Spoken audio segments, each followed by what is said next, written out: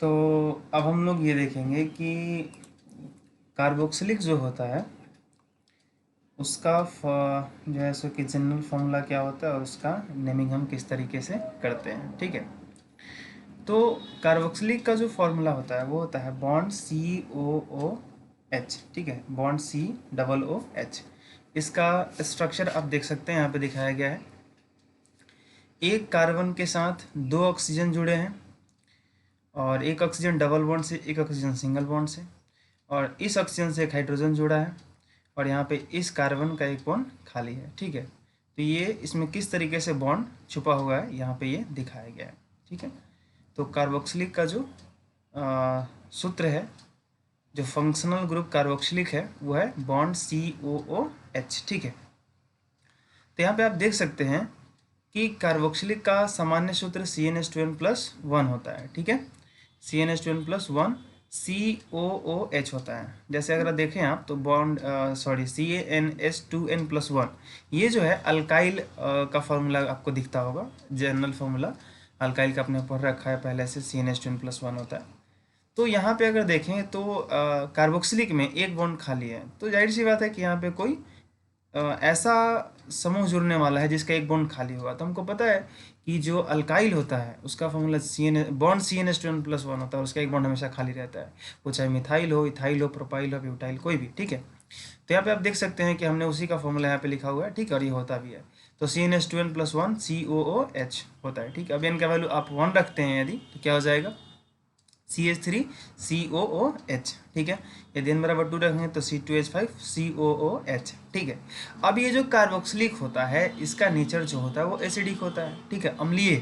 तो जैसा कि हम जानते हैं कि कोई भी फंक्शनल ग्रुप है, क्रियाशील मूलक है, तो उसका अपना एक प्रॉपर्टी होता है और वो किसी कंपाउंड में जाता है तो अपना प्रॉपर्टी एस्टैब्लिश करता है। ठीक है, और उसी प्रॉपर्टी से कंपाउंड का प्रॉपर्टी डिफाइन होता है, इसीलिए तो उसको हम फंक्शनल ग्रुप कहते हैं, क्योंकि वही फंक्शन करता है। ठीक है, तो यहाँ पे आप देख सकते हैं कि किस तरीके से ये एसिडिक नेचर दिखाता है। होता क्या है जनरली कि जब इसको आप वाटर वगैरह में डालेंगे तो यहाँ पे जो क्या बोलते हैं, ऑक्सीजन और हाइड्रोजन के बीच में ये जो बॉन्ड है, ये जो दिख रहा है आपको, ठीक है, तो ये होता क्या है कि ऑक्सीजन इलेक्ट्रोनिगेटिव एलिमेंट है, फ्लोरीन से थोड़ा सा कम, लेकिन ये भी काफ़ी ज़्यादा इलेक्ट्रोनिगेटिव एलिमेंट, मतलब इलेक्ट्रॉन खींचने की टेंडेंसी।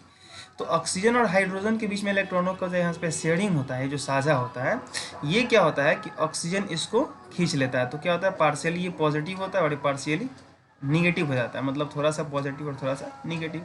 ठीक है, तो मतलब कार्बोक्सिलिक जिस कंपाउंड में रहेगा, जैसे यहाँ पे देख लीजिए, इसका नाम होगा इथेनोइक एसिड, इसका नाम होगा प्रोपेनोइक एसिड। नेमिंग का हम नया नियम पढ़ेंगे अभी, लेकिन इसका जो है सो कि ये होगा।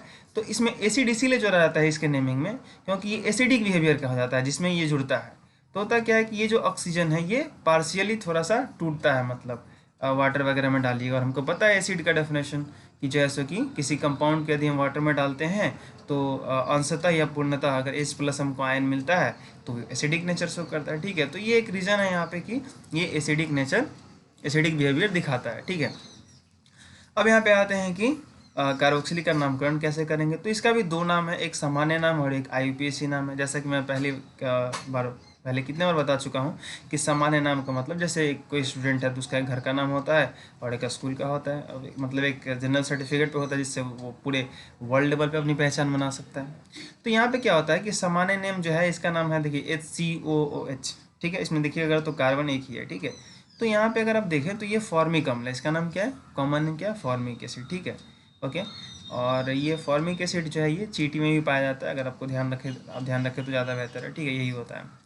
तो यहाँ पे अगर IUPAC नेमिंग की बात करें तो क्या होता है, अल्केन में से ई को रिमूव कर दीजिए, ई हटाइए और OIC जोड़िए, तो क्या होगा, अल्केनोइक, और उसमें फिर एक्स्ट्रा एक वर्ड जोड़िए, एसिड। क्यों जोड़ेंगे, मैंने बता दिया आपको कि कार्बोक्सिलिक का बिहेवियर एसिडिक होता है, इसके कारण एक एक्स्ट्रा टर्म इसमें जोड़ा जा रहा है, नहीं तो हमारा काम इतना से ही हो जाता अल्केनोइक। ठीक है, मिथेनोइक, एथेनोइक, प्रोपेनोइक करते जाते हैं। ठीक है, तो ये थोड़ा सा एसिडिक बिहेवियर दिखाता है, इसलिए इसमें एक एक्स्ट्रा टर्म इसमें जोड़ा गया एसिड। ठीक है, तो यहाँ पे अगर देखा जाए कार्बन एक है, तो कार्बन एक है तो क्या होगा, मीथेन होना चाहिए था, तो METHANE, लेकिन ई नहीं लगाना है, ई हटा के OIC जोड़ना है, तो हमने बनाया मिथेनोइक, और एसिड जोड़ना है क्योंकि भाई इसका बिहेवियर एसिडिक होता है। तो इसी का जो फॉर्मिक एसिड है इसका IUPAC नेम क्या हो जाएगा, मिथेनोइक एसिड। अगर कार्बन यहाँ पे 2 है, देखिए इस कंपाउंड में, ठीक है, तो कार्बन 2 है तो क्या हो जाएगा, इथेनोइक एसिड, ठीक है। यहाँ पे ई है, ये आपको 6 टाइप का दिख रहा होगा लेकिन ये एक्चुअली ई है, ठीक है। तो इसको ई कर लीजिए अब अच्छे से थोड़ा।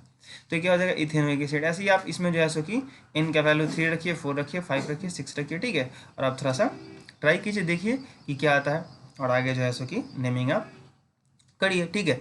अगर मैं बताऊं आपको तो यहाँ पे 2 इंपॉर्टेंट चीज़ है, एक तो ये है कि फॉर्मिक एसिड, और दूसरा ये है कि एसिटिक एसिड। देखिए यहाँ पे जो CH3COOH, इसका कॉमन नेम तो यहाँ पे नहीं है लेकिन मैं आपको बोल देता हूँ, लिख लीजिएगा।